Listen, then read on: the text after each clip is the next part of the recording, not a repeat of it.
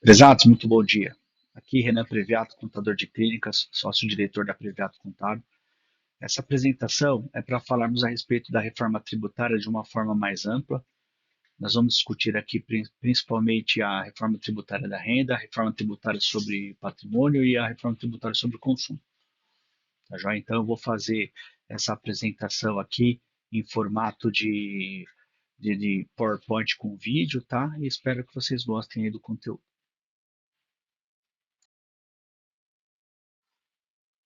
Então, para quem não me conhece ainda, tá? Meu nome é Renan Garcia Previato, sou diretor da Previato Contábil.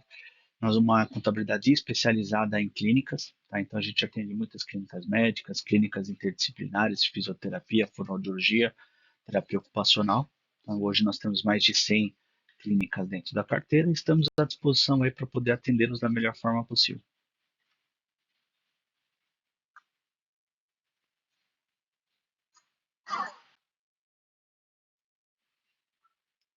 Então, os três principais aspectos que nós vamos conversar hoje é sobre a reforma da renda, tá? Principalmente com a promulgação e sanção da Lei 15.270 de 2025. Nós vamos falar um pouquinho também sobre a reforma dos tributos sobre patrimônio e a reforma dos tributos sobre consumo. Tá? No final das contas, nos últimos 2 meses, nós tivemos uma ação ampla, uma grande modificação das leis que falam sobre a tributação de uma forma geral. Então, a tributação dos dividendos ela passou a existir, a tributação, houve mudanças no valor da base de cálculo do ITCMD, na tabela de cobrança, que agora é uma tabela progressiva, na forma de se pagar ITBI, na base de cálculo do ITBI, e vamos falar sobre a reforma tributária sobre o consumo, né, e o que está acontecendo em 2026 e o período de transição de 2027 até 2032. Então vamos iniciar falando a respeito da legislação vigente, né, no âmbito das três reformas, né, que nós estamos falando. Da reforma tributária sobre o consumo começa a partir da sanção da emenda constitucional 132 de 2023 e da sua normatização através da lei complementar 214 de 2025, que instituiu os princípios da reforma tributária sobre o consumo. Vamos falar também sobre a reforma da renda, né, do imposto de renda, tanto da pessoa jurídica quanto da pessoa física, através da sanção da Lei 15.270 de 2025 e da sanção da Lei 224 de 2025, que aumentou as bases de cálculo do lucro presumido para parte das empresas. Vamos falar um pouquinho sobre a Lei 227 de 2026, que fez mudanças no Comitê Gestor e fez uma pequena reforma do ITCMD e do TBI. Começando a parte prática, eu resolvi iniciar pela reforma tributária da renda. Tá? Primeiro, porque essa que teve impacto mais rápido, né? Então, a partir de janeiro de 2026, ela já está impactando tanto para os laboristas quanto os sócios que recebem dividendos. Tá? Então, a primeira parte da lei que foi aprovada, ela disciplinou o quê? Para salários, recebimentos de autônomos, servidores públicos e os prolaboristas de sócios de empresa, para valores recebidos até R$ 5.000 por mês, é isento de imposto de renda a partir de janeiro de 2026, para pagamentos a partir de janeiro de 2026. Tá? Então, isso retirou bastante gente, alguns milhões de pessoas, da tributação do imposto de renda. Tá? Então, de certa forma, essa lei ela teve uma certa inteligência de vincular tanto a tributação dos dividendos quanto a isenção para rendimentos até 5 mil, né? Porque sobre a propaganda da BNS, que seria isenção de imposto de renda para rendimentos até 5 mil, foi lá e aproveitou e passou a tributação dos dividendos. Tá? Então, o impacto imediato nisso para você que é dono de empresa, dono de clínica, é o valor do salário líquido dos seus colaboradores ele vai aumentar. Tá? Ele não gera mais despesa para a empresa. Na verdade, o salário que você vai pagar é exatamente o mesmo, só que o valor líquido do salário que você vai pagar vai aumentar. Por quê? Porque não vai haver ou pode reduzir muito o imposto de renda que é cobrado no DARF unificado que vence no dia 20. Então, em termos práticos, se você tem uma folha de pagamento cuja parte dos seus funcionários recebam até R$ 5.000, então ele vai receber mais líquido e você vai deixar de ter um valor, uma parte, na guia unificada, né? Lembrando que a guia unificada é aquela que vai INSS pessoal, INSS patronal, INSS terceiros, vai eventualmente retenção de imposto de renda sobre aluguéis, retenção de imposto de renda e PCC, né, o CSLL, PIS e COFINS sobre serviços profissionais, tá bom? E aí, aproveitando essa mesma sanção da Lei 15.270, foi instituída a tributação sobre as grandes rendas. Né? Qual que é a ideia? Sócios de empresas, acionistas de empresas que recebam mais de R$ 50.000 por mês a título de dividendos e distribuição de lucros, eles passarão a ter uma tributação na fonte em 10%. Tá? Então, por exemplo, se você é sócio de uma empresa e essa empresa te remunera um valor de R$ 60.000, o correto seria reter 10%, pagar R$ 54.000 e R$ 6.000 o contador da sua empresa vai te mandar através da guia, tá? De um DARF unificado ou mesmo um DARF separado. Tá? Eu entendo que no começo vai ser separado e depois vai acabar sendo unificado, depois que entrar tudo numa rotina. Tá? E quando encerrar o ano, na declaração anual de ajuste do imposto de renda das pessoas físicas, eles vão aplicar uma tabela progressiva. Tá? Então, qual que é a lógica? Se você teve um rendimento anual recebido de dividendos até R$ 600.000 por ano, ou R$ 50.000 por mês, vai ser zero. Então, qualquer imposto de renda que você tenha tido retido na fonte, ele vai ser eventualmente restituído. Tá? Se você tiver entre uma faixa de R$ 600.000 por ano e 1.200.000, você vai para uma tabela progressiva. Tá? Qual que é a lógica?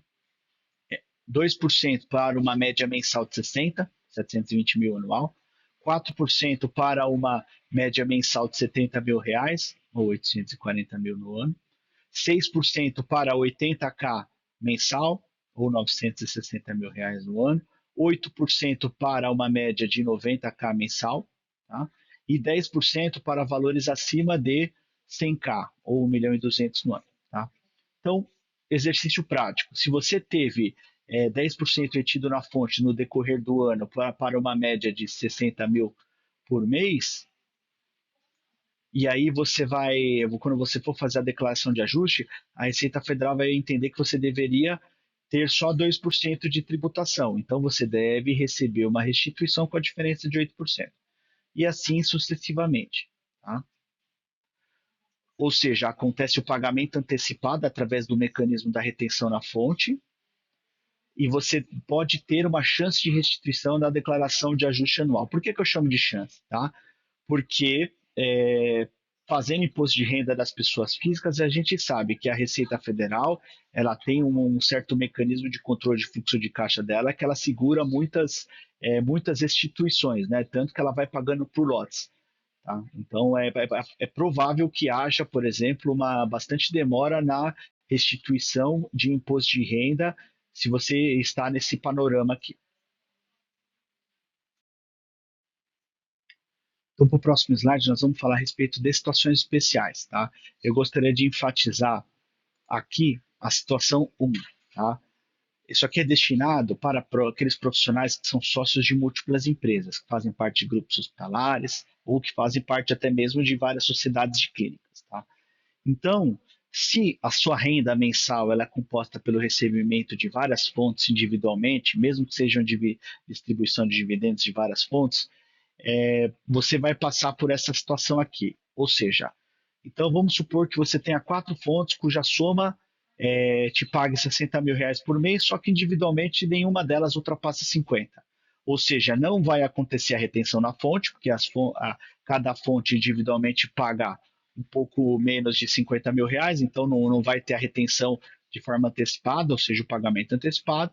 Só que na declaração de ajuste há uma grande chance de você ter que pagar sobre todo o seu rendimento apurado a título de dividendos recebidos. Tá? Então, por exemplo, se você teve essa média de R$ 60.000 por mês recebida de várias fontes, não houve o pagamento antecipado através da retenção na fonte, quando você for fazer a declaração de ajuste, acontecerá então a tributação no ajuste, que a gente chama. Tá? Então, por exemplo, se você teve uma média de 60 mil e sem nenhuma retenção na fonte, você vai pagar os 2% sobre 60 mil mensais, vezes 12, né, na declaração de ajuste. Tá? Então, para esse tipo de profissional, recomendação de fazer fazer um cálculo mensal do quanto é que se ganha. Então, por exemplo, se você tem noção de que você tem uma média mensal de 70 mil, pegue 4% do valor da sua renda e guarde, por exemplo, e faça investimentos num papel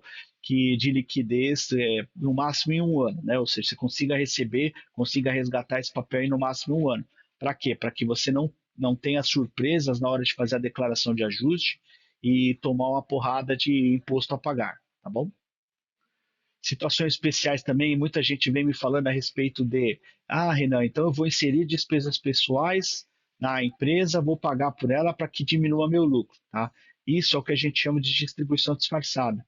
Então tem que tomar bastante cuidado com isso, tá?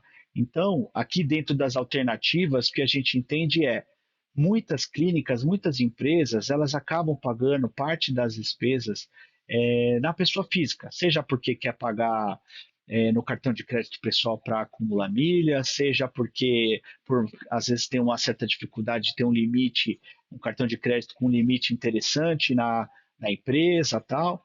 Então, se for colocar despesas relacionadas à sua atividade, que para a área da saúde tem a ver com a prática de medicina, saúde em geral, pode colocar, mas que seja, por exemplo, viagens, congressos, ingressos, estacionamento, estadias, cursos, combustível relacionado à atividade de quem faz a home care, por exemplo. Tá? Então, nesse caso, não é simulação. Mas, por exemplo, pagar uma escola do filho, pagar uma despesa, por exemplo, uma refeição na hora, no sábado, que a gente sabe que não teve relação prática com a atividade de medicina, pode ser considerado como distribuição disfarçada. Tá? Dentro das alternativas, o que eu tenho visto como muito interessante para aqueles donos de clínica, sócios de empresas que têm uma certa sazonalidade nos dividendos, ou seja, tem mês que tem uma produção alta e tem mês que tem produção baixa, seja por férias, seja por questões mercadológicas, né? Por exemplo, a área de dermatologia tem um pico de faturamento ali entre setembro e novembro. A área de oftalmologia infantil tem um pico nas férias escolares. Então, julho, dezembro e janeiro tem picos, tal. Então você pode tentar estudar um balanceamento de dividendos versus sazonalidade. Ou seja, imagina o seguinte: um mês você teria 70 mil para receber, aí no mês seguinte você teria 30 mil para receber. Talvez seja melhor você receber 50 e deslocar 20 para o mês seguinte, do que pagar literalmente já de forma antecipada os 70 e sofrer a retenção na fonte. Tá?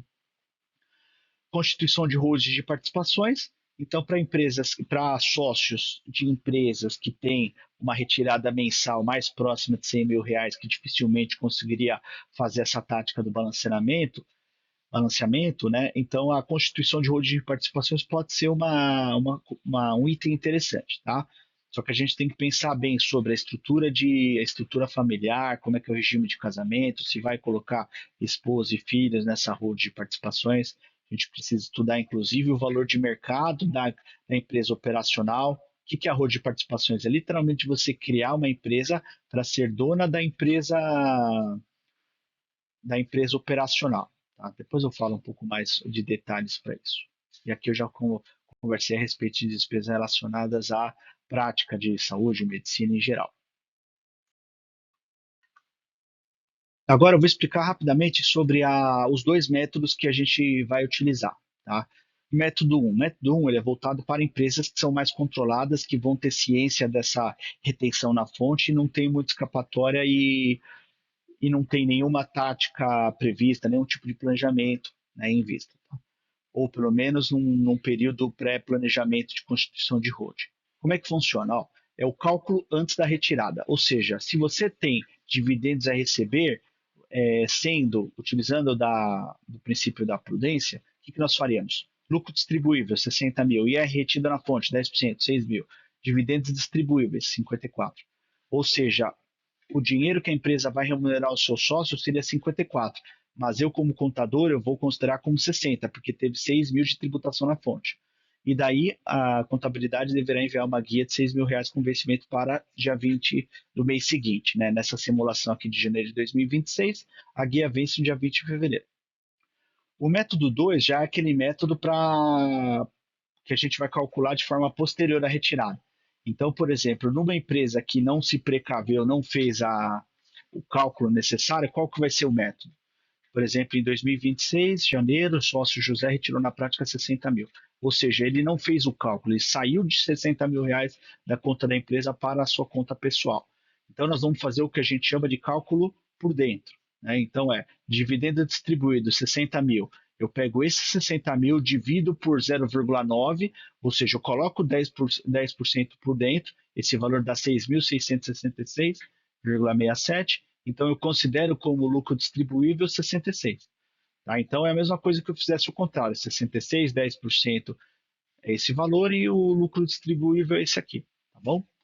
Então, aí é a mesma ideia, né? A contabilidade vai enviar um DARF unificado, sendo que uma das verbas da guia vai ser esse valor de imposto de renda na fonte. Ele vai ter um código de receita próprio, né, dentro do DARF. Então, o que tem que se tomar um cuidado é que, na hora que uma clínica, uma empresa, ele calcula o valor que seria distribuível para o seu sócio, né? E se essa empresa não considerou, por exemplo, essa nova tributação, então, na verdade, ele está distribuindo 66 e não 60. Então, por isso que eu entendo que o método 1 ele é o mais seguro, principalmente pensando em fluxo de caixa. Tá? Então, aqui quer dizer o seguinte: então, se um médico tinha direito a receber 60, na verdade, o lucro distribuível que eu estou considerando é 66. Tá? Então, isso pode vir a prejudicar o fluxo de caixa da empresa. Então, eu sugiro que utilize o método 1, que é o método antes da distribuição.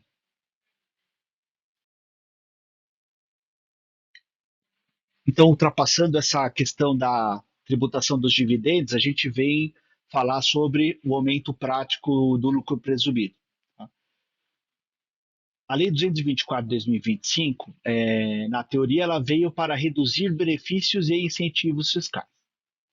Então, nas diversas áreas econômicas do Brasil, existem muitos programas de benefícios fiscais e o legislador entendeu que o lucro presumido é considerado um benefício fiscal. Então, ele tratou de aumentar a base de cálculo do lucro presumido em 10% na prática. Tá? Então, qual que é o primeiro critério? Empresas que faturem acima de 5 milhões de reais por ano ou 416 mil reais por mês, eles vão ter um aumento na base de cálculo da presunção do lucro em 10%, tá? Para o excedente. Então, por exemplo, empresas que utilizem a base de cálculo de 32%, não utilizem a equiparação hospitalar, o que ultrapassar 5 milhões vai virar 35,2%. Para empresas que utilizem equiparação hospitalar, para as receitas que têm base reduzida de 8%, então até 5 milhões é 8%, o que ultrapassar 5 milhões é 8,8%. E a contribuição social é a mesma coisa. Lembrando que isso aqui não é alíquota de imposto, tá, gente? Isso aqui é presunção de lucro. Então, para que empresas que utilizem a presunção de 32%, o que ultrapassar 5 milhões vai ser 35,2%, e para empresas que utilizem a equiparação hospitalar, o que ultrapassar 12 milhões vai virar 13,2%, tá? Para o excedente. Só que o legislador achou por bem fazer uma certa proporcionalidade. Então, o que ele pensou? O ano é composto por 4 trimestres, 5 milhões dividido por 4 dá 1,25 milhão de reais por trimestre. Tá? Então, nós, como contadores, já somos obrigados a calcular essa base de cálculo sobre o excedente para 1,25 por trimestre. Então, eu vou mostrar através de duas simulações dos próximos slides para vocês verem o impacto real. Parece que assusta, mas na prática a tributação aumenta um pouco. Falando então sobre a simulação 1 do lucro presumido, tá? Então eu vou pegar aqui uma simulação de uma empresa que fatura na média de 500 mil por mês, né, ou 1,5 milhão por trimestre, e não utiliza-se da base hospitalar, ou seja, utiliza da presunção normal para serviços que é 32%. Aqui eu coloco médicos, mas pode ser qualquer tipo de serviço em geral, utiliza 32%, né? Lembrando, isso aqui é presunção de lucro. Faturei 100, tem uma presunção de lucro de 32, então é R$ 32 de lucro presumido, e aí sobre esses 32 é que eu aplico as alíquotas de imposto de renda e contribuição social. Então, até 2025, aplicava-se 32% sobre o faturamento, então 1,5 milhão gerava uma base de cálculo de R$ 480 mil. Então, presume-se que uma empresa de serviços, sobre 1,5 milhão de faturamento, gerou um lucro presumido de 480 mil. E é sobre esse valor que se calcula imposto de renda e contribuição social. Nesse caso aqui, 157.200, uma carga tributária de 10,48 do faturamento. Lembrando que eu não estou nem falando de ISS, PIS e COFINS, só estou falando dos tributos sobre lucro. Tá? Então, essa carga tributária, 10,48%, é só dos impostos sobre lucro. Em 2026, essa mesma empresa, qual que vai ser a tática? O primeiro 1,25 milhão do trimestre, ele vai pagar sobre uma base de 32%. A diferença entre 1,5 e 1,25, que é R$ 250 mil, eu vou aplicar a base com aumento de 10%, né? 35,2 é 32 mais 10% sobre 32, tá bom? Então, a base de cálculo nova calculada foi R$ 488 mil, gerando então um IR e uma CSLL de 159.920. Ou seja, sem fazer absolutamente nada, a carga tributária aumentou aqui próximo de R$ 2.700, né? Uma carga tributária de 10,66% do faturamento, só dos tributos sobre lucro. Então aumentou 1,73%. Tá? Por isso que a primeira vista não parece ser tão impactante, mas quanto mais uma empresa do lucro presumido fatura, maior é essa diferença de bases de cálculos. Tá? No próximo slide a gente vai ver direitinho. Já nesse slide, nós vamos fazer uma segunda simulação, que é uma clínica que fature 3 milhões por trimestre, já está no patamar aqui de 1 milhão por mês, e já se utiliza da equiparação hospitalar.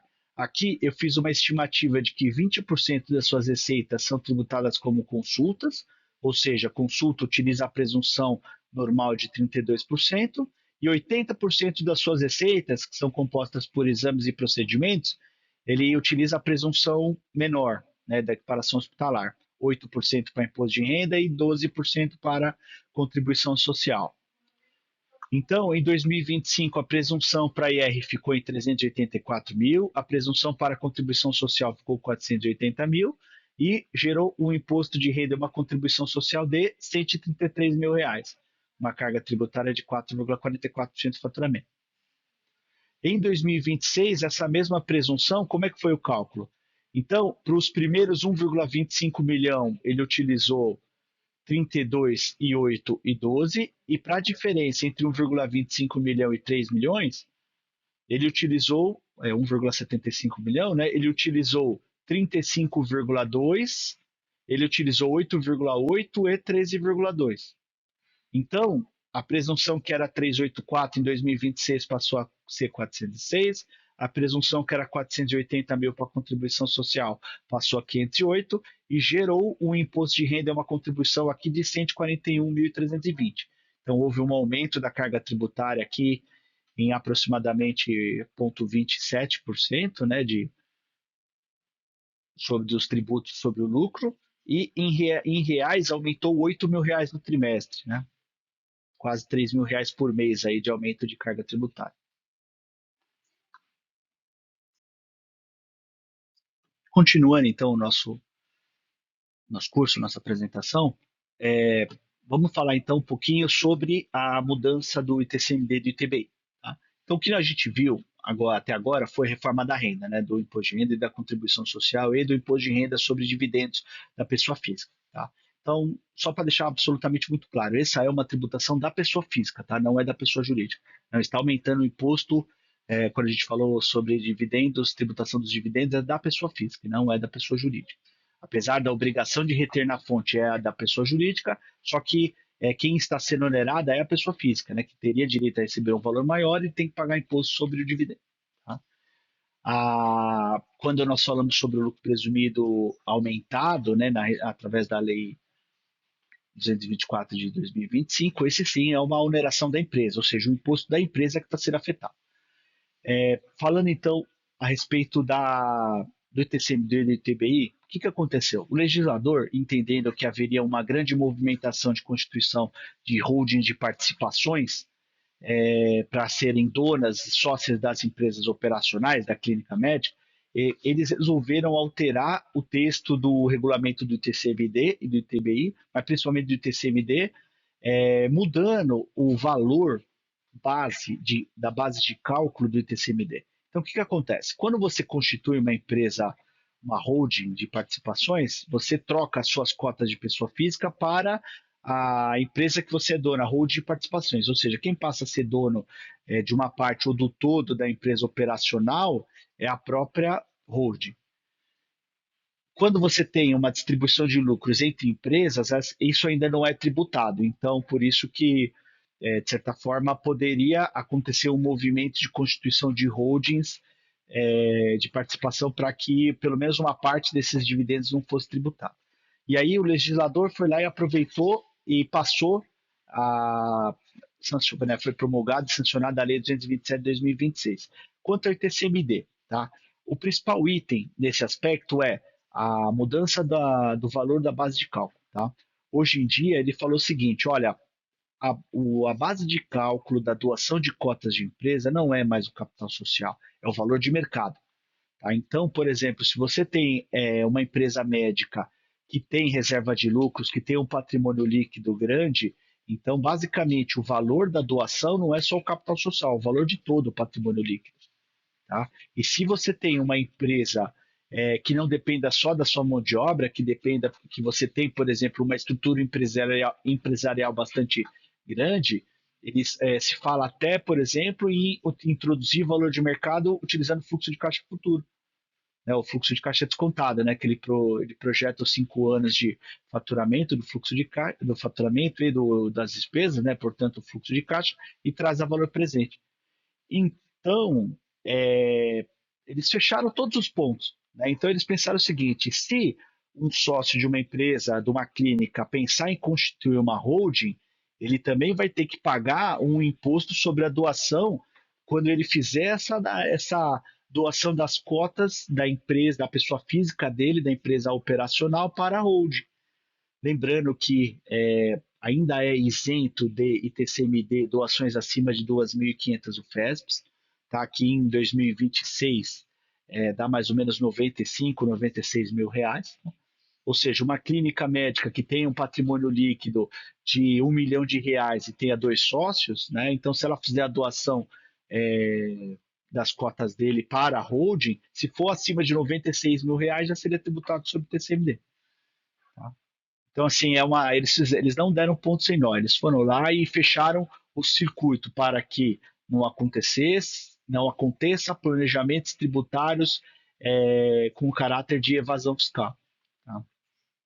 Mas tem uma boa notícia que pelo menos eles mudaram as alíquotas de TCMD, né? Então, pelo menos eles colocaram alíquotas progressivas, ou seja, aqui em São Paulo é 4% fixo. Então, a partir de agora, vai ter uma tributação mais progressiva, começando em 2%, podendo chegar a 8%. Então, quando você tem uma doação muito grande, a tributação vai aumentar. Quando você tem uma doação menor, a tendência é até haver uma redução da tributação sobre doação. E o ITBI ele não movimenta tanto, é mais para quem pensa, por exemplo, em ou comprar imóveis, ou comprar dentro de uma holding, né, ou integralizar bens pessoais. Então ele fala a respeito do momento de se pagar o ITBI, ou o valor da base de cálculo, o valor de mercado. Né?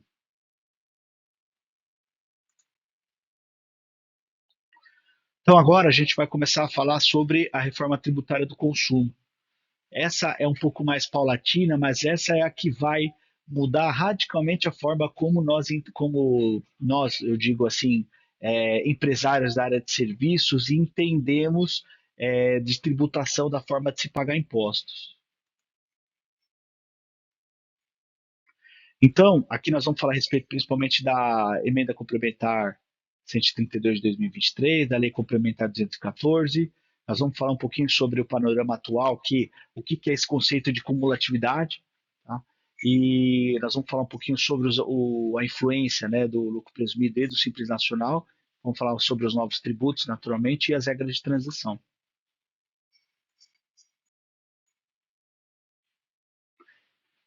Essa reforma tributária sobre o consumo, ela já vem sendo projetada há muitos anos, né? E a intenção deles era principalmente tentar uniformizar a forma como se paga os tributos no Brasil inteiro. Como o Brasil é um país continental e ele tem muitos estados com particularidades tributárias, principalmente no âmbito da indústria e do comércio, eles resolveram simplificar, eles resolveram fazer de uma forma cujo objetivo dessa reforma fosse simplicidade, né? Eles querem que haja uma redução no esforço de cálculo, tá? Daí demonstração dos tributos. Clareza e transparência. Eles querem tentar ter deixar mais clara a forma como se paga tributos, como a transparência para os números, ou seja, se você está em São Paulo e vende para qualquer estado do, do Brasil, vai ficar um pouco muito mais fácil o cálculo, né, dos tributos sobre essa venda de produtos e serviços, tá?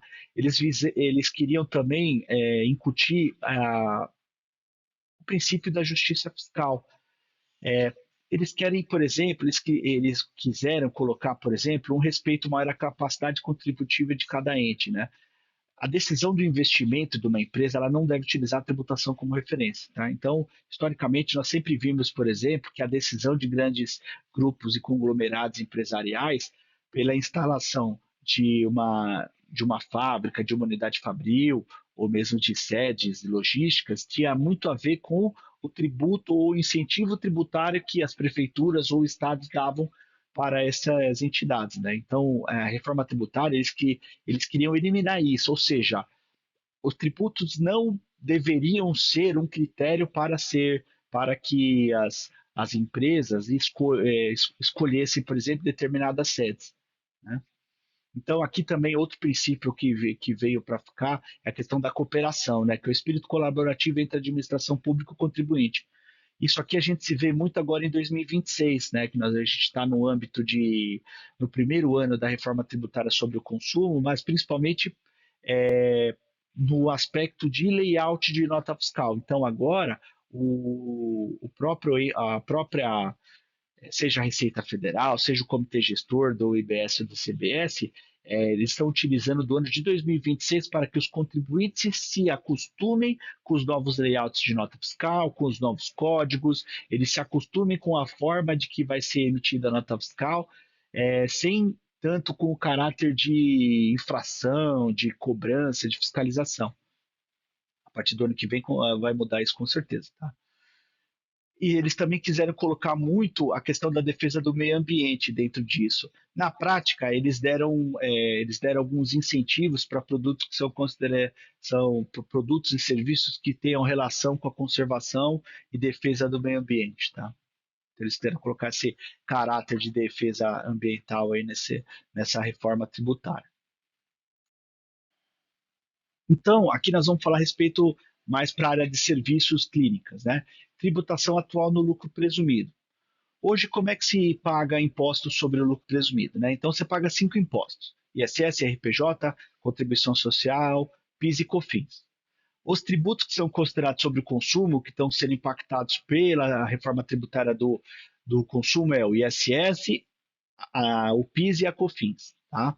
Hoje, para a área de serviços, né, você paga essas alíquotas aqui, cuja tributação pode ser de 13,33 até próximo de 15,5%, 16%. Tá? Então, hoje é muito fácil calcular os tributos sobre o lucro presumido, ou seja, faturou, a gente apura os tributos sobre o que você faturou.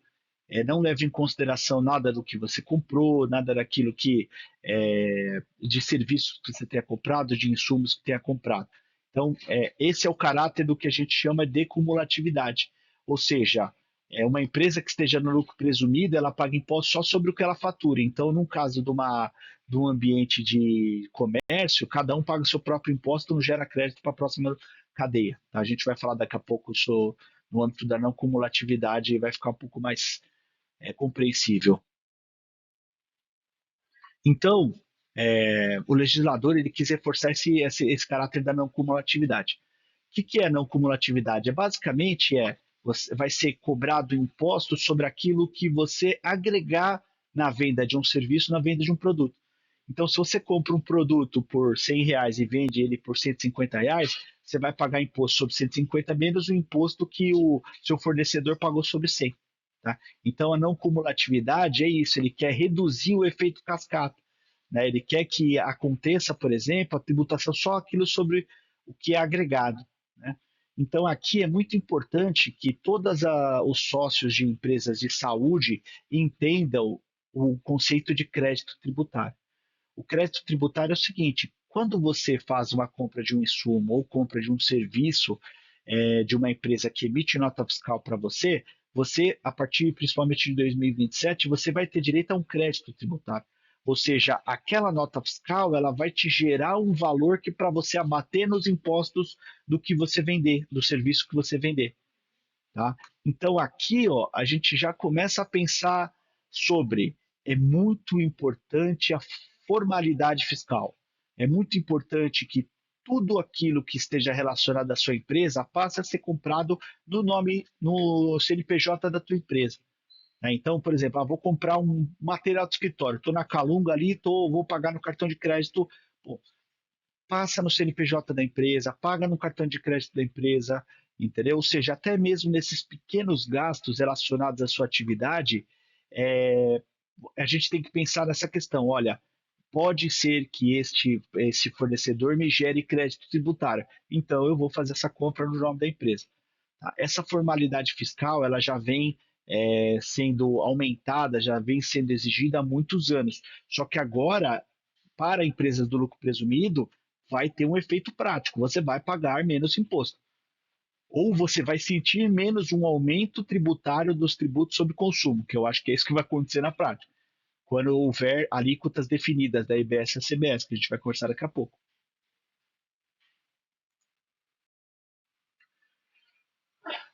No aspecto prático, então, o que vai acontecer? Né? Então, a PIS e a COFINS e o IPI, que são tributos federais, eles vão deixar de existir e vai ser implementada a CBS, tá? Contribuição sobre Bens e Serviços. No âmbito estadual municipal, hoje, as empresas de serviço pagam ISS municipal, as empresas de comércio e indústria pagam ICMS estadual, e esses tributos vão ser substituídos pela IBS, que é o Imposto sobre Bens e Serviços. Tá? O IPI ainda vai ser criado também um terceiro imposto que vai se chamar o imposto seletivo, que é o IS, tá? Que também vai ter o caráter de quanto mais superficial e supérfluo for considerado um produto industrializado, maior vai ser a alíquota do imposto seletivo. Tá?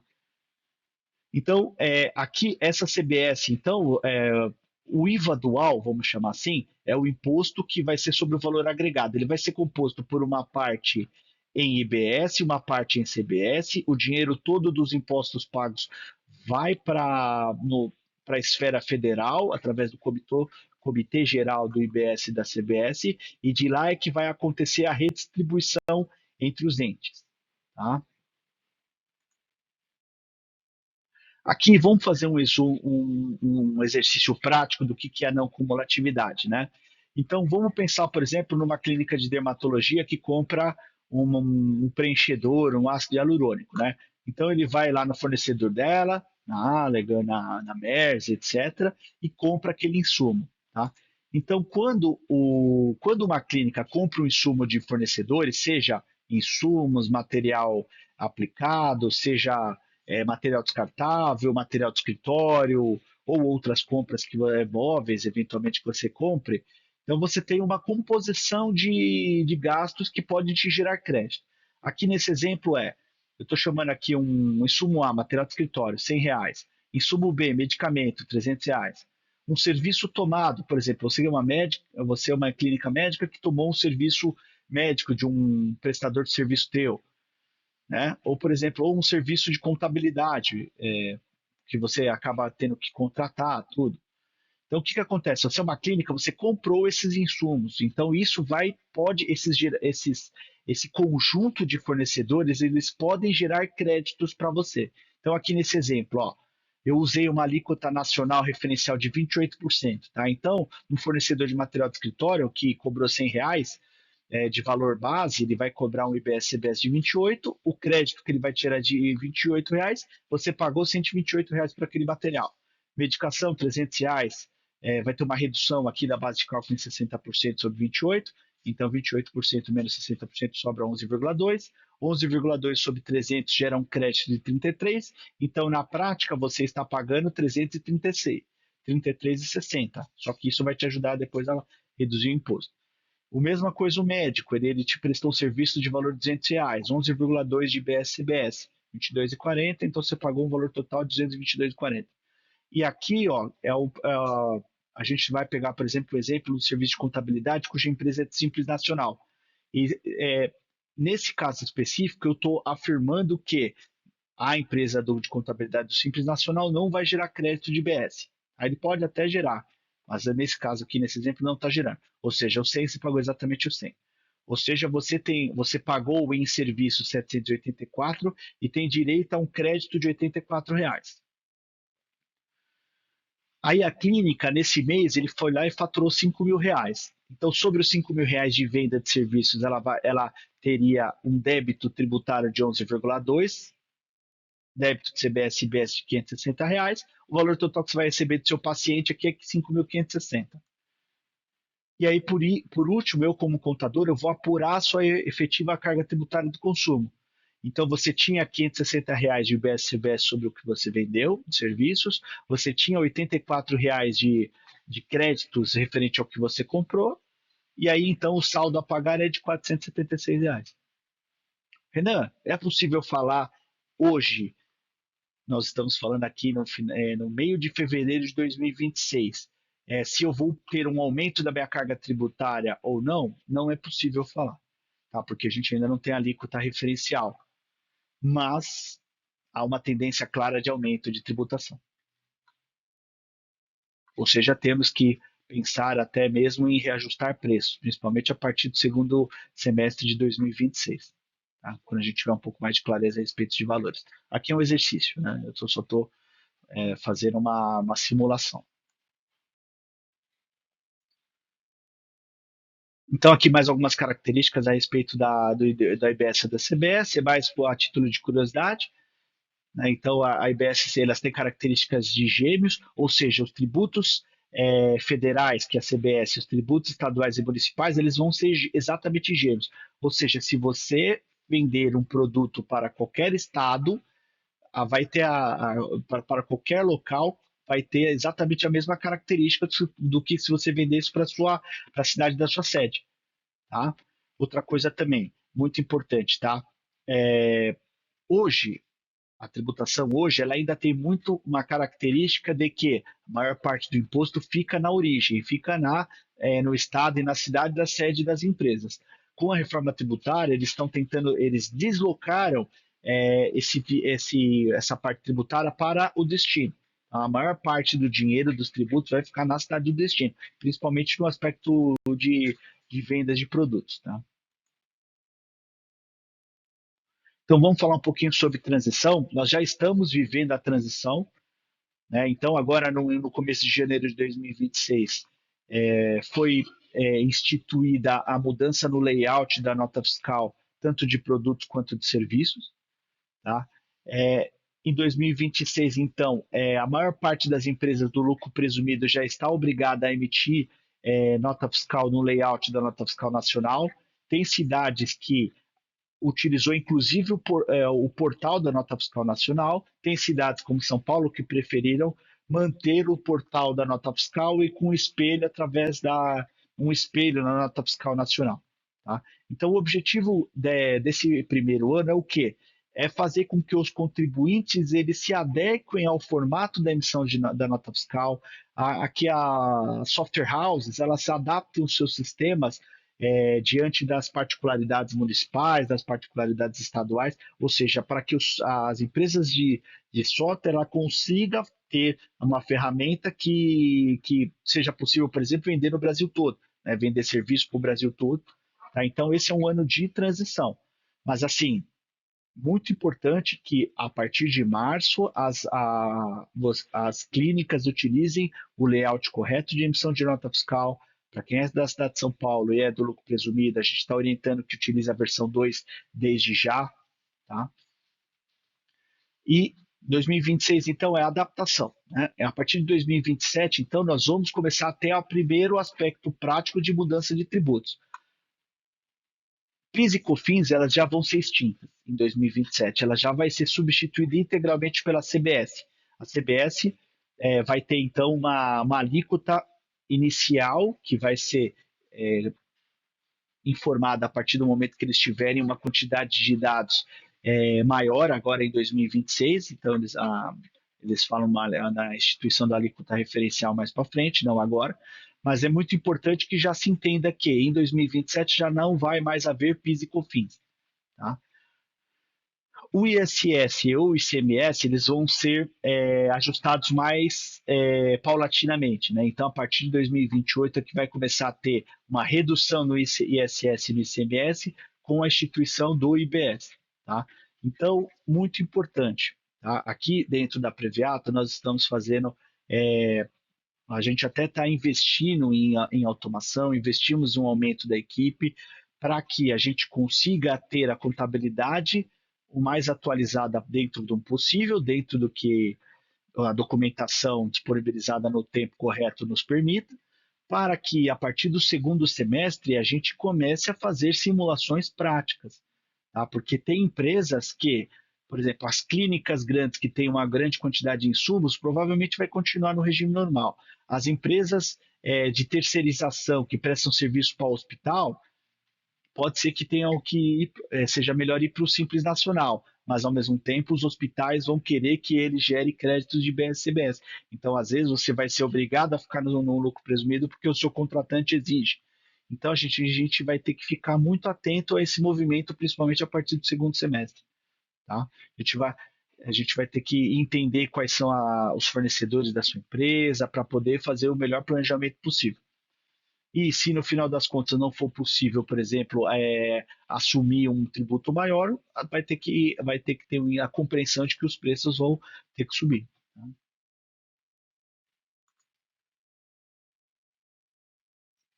Aqui eu gostaria de, aqui eu gostaria de reforçar a respeito de uma tática que visa antecipação de recebimento de impostos por parte do fisco. É o que a gente chama de split payment. Contextualizando, uma empresa que vende através de meio de pagamento, seja a maquininha da rede, da Cielo, da GetNet, do C6, do PagBank, Mercado Pago, etc., ele já sabe, por exemplo, que quando ele faz uma venda, ele já vai receber um valor líquido descontado da taxa de administração, a taxa MDR. O split payment ele visa isso no âmbito tributário, que é quando uma empresa vender para uma outra empresa ou para uma pessoa física através de um meio de pagamento, o próprio meio de pagamento ele vai fazer uma antecipação do imposto para a Receita Federal. Tá? Então, num primeiro momento, a gente só tem notícias de que isso vai acontecer durante os primeiros momentos da transição para vendas B2B, ou seja, vendas para entre empresas. Tá? Então, imagine o seguinte: o split payment vai acontecer. Você vende lá uma consulta médica por R$ 1.000, o paciente paga no cartão de crédito, né, na maquininha. Ao invés, nesse momento, você só vai ser descontado a taxa MDR. Mas vamos pensar no contrário, numa circunstância de que uma empresa, uma clínica, preste serviço para planos de saúde. Tá? Então, quando ele for receber esse plano de saúde, provavelmente vai haver uma metodologia que o banco vai ter que reter o IBS e a CBS. Ou seja, você vai emitir uma nota fiscal de R$ 100.000 e vai receber ali próximo de R$ 90.000. Por quê? Porque o meio de pagamento, o banco, ele vai ter antecipado esse tributo para o comitê gestor do IBS e da CBS. Tá?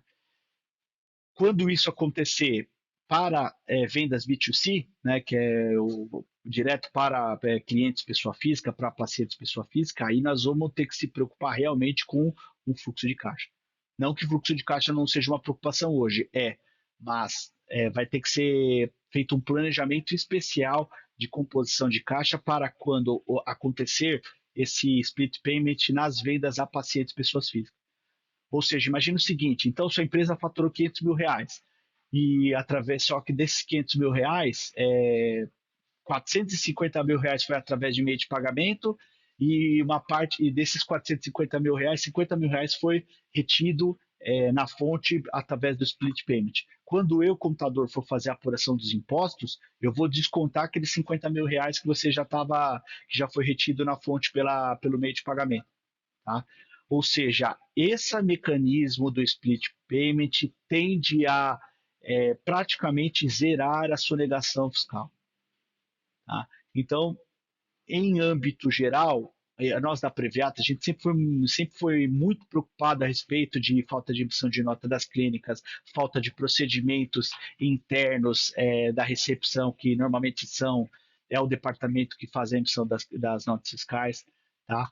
Então, o que eu falo para vocês, gente, é muito importante ter um processo eficiente de emissão de nota fiscal, porque quando o split payment ele tiver ativo para todas as vendas, seja para paciente, pessoa física ou para pessoas jurídicas, não vai adiantar nada se não emitir nota. Na verdade, vai ter que ser até o melhor, ou seja, você só vai poder utilizar de créditos se você tiver tudo certinho. Se o seu fornecedor tiver pago o imposto, ou seja, se ele emitiu nota, se o seu fornecedor emitiu nota, ele pagou o imposto. Se você emitir nota, você pagar o imposto. Então, o Split Payment ele veio para revolucionar o mecanismo de como se paga imposto no Brasil.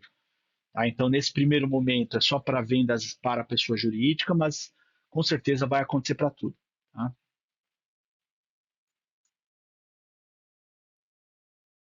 Então, aqui, focando um pouquinho mais nessa questão da organização interna, né?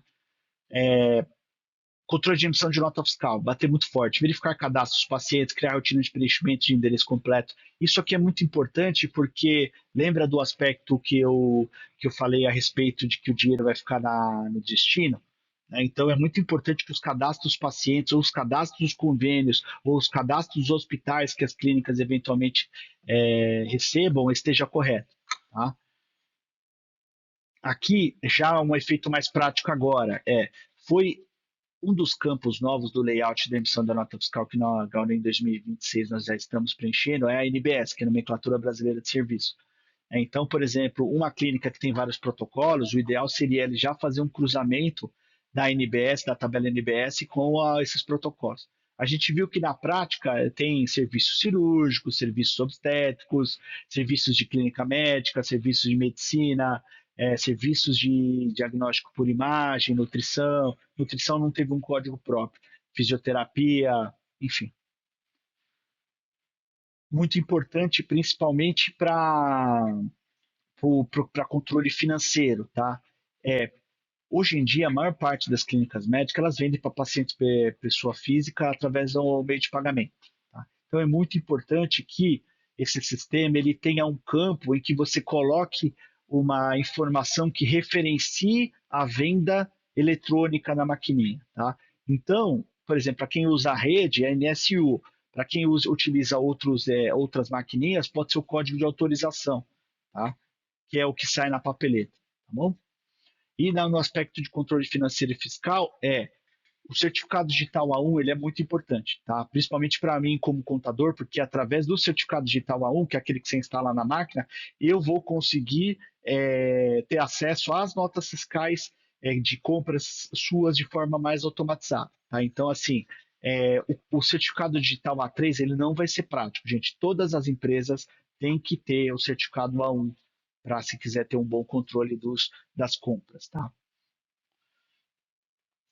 Então, em algum momento, quando as clínicas que fazem compras de insumos, elas vão ter que comparar o preço de fornecedores que sejam ou do lucro presumido ou do lucro real e fornecedores do Simples Nacional. Por quê? Porque se um fornecedor do lucro presumido que vai gerar crédito para você, às vezes o preço dele parece ser maior. Só que uma parte daquele preço a maior é o tributo que vai virar crédito para você, que vai ajudar a diminuir o seu imposto, entendeu? E enquanto fornecedor do Simples Nacional, caso ele não seja caso ele tenha o IBS e CBS interna, não gere crédito, ele pode vir a ter o preço mais barato no primeiro momento. Só que quando você comprar, ele não gera crédito para você. Então, clínicas grandes que tenham uma pessoa responsável pelo setor de compras, pelo setor financeiro, tem que ensinar, tem que entender esse mecanismo de crédito tributário. Aqui a gente já vem reforçando, né, aquela ideia de que todas as compras de insumos, máquinas, tecnologia, sempre no CNPJ, porque mesmo quando você compra uma máquina que vira ativo imobilizado, ele vai gerar um crédito parcelado de tributos. Tá? E aqui, por exemplo, já falando para o segundo semestre, é fazer uma lista de fornecedores, né, dos fornecedores, da maior parte dos fornecedores, para que eles sejam enquadrados, por exemplo, vai ser um do lucro presumido do lucro real que vai gerar crédito para mim, ou até mesmo um simples nacional que tenha o IBS e CBS por fora, ou vai ser um fornecedor do simples nacional cujo IBS e CBS seja interno. Tá? Dica importante: clínicas que se utilizam muito de plataformas como Mercado Livre para comprar insumos, nem tanto insumos descartáveis, eu acho que talvez seja o momento de começar a pensar em fazer um fornecedor mais fixo que seja do lucro presumido para que todas as suas vendas gerem créditos para vocês. Tá? Eu vejo que a maior parte das clínicas hoje, de padrão ali até faturamento R$ 1 milhão por mês, não tem um fornecedor fixo de material cirúrgico, material descartável. Né? Então talvez isso comece a ficar importante. Obrigado, pessoal, pela atenção. Tá? Isso aqui é um resumo, né, no final das contas, é mais para posicionar você que é dono de uma empresa médica, de uma empresa da área da saúde, que esteja preocupado.